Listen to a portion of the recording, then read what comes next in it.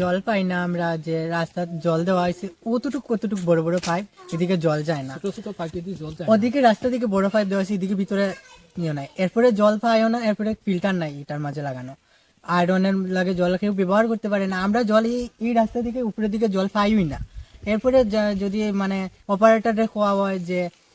জল তুমি ইয়ে করিয়া দেও না, এখানে কইব আমরা কারেন্ট বিল, যদি আমি একটু বেশি সমস্যা লাই তোমরা কি কারেন্ট বিল দিবে, আমার যদি মোটর নষ্ট হয় তোমরা কি মোটরের দায়িত্ব নিবে, আমরা তো এটা দেখার দরকার না, এটা তো সরকার দিছে, গভর্নমেন্ট দিছে, আমরা জল পাওয়ার লাগে আমরা জনগণে। তো এই যে এরপরে বাজে বাজে ভাষায় গালাগালি করে। সুনীল নাথ, 2 নম্বর ওয়ার্ডের বাসিন্দা। এটা প্রায় 6-7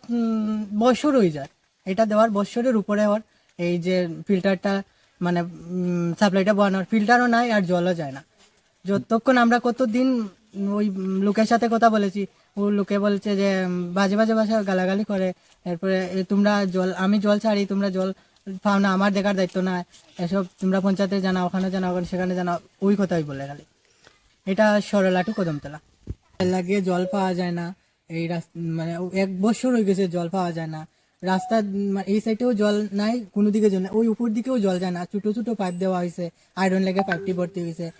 অপারেটরের সাথে কথা কওয়া হয়, অপারেটরে কয় এটা আমার দেখার দায়িত্ব নাই, তোমরা আমি যদি বেশিক্ষণ মোটর চালাই আমার কারেন্টের বিল কি তোমরা দিবা,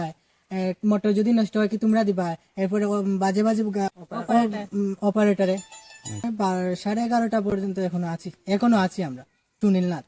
ওনাকে বদলি করেন বা আমরা অন্য ভালো করে অপারেটর জল ছাড়েন না, ওই অপারেটরকে বদলানো হোক, আমরা এটাই চাই। ওই সামনে রাবার সমিতির সামনে